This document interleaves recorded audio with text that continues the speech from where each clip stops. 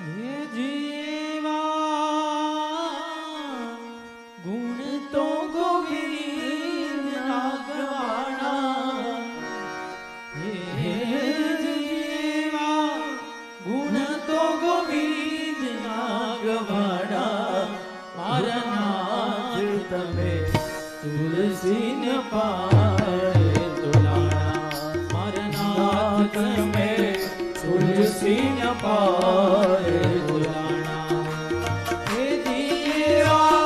ગુણ તો ગોવિંદ નાગવાણા હે જીવા ગુણ તો ગોવિંદ નાગવાણા મારા નાથ તમે તુલસી ન પાય તુલાણા મારા નાથ તમે તુલસી ન પાય તુલાણા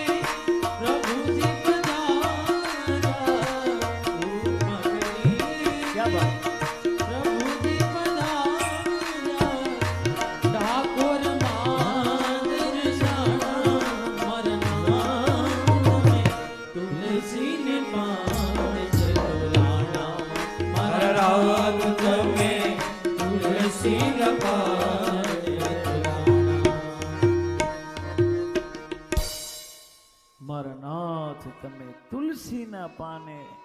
તો આ રૂક્ષ્મણજીના પત્રનો શિકાર કર્યો છે.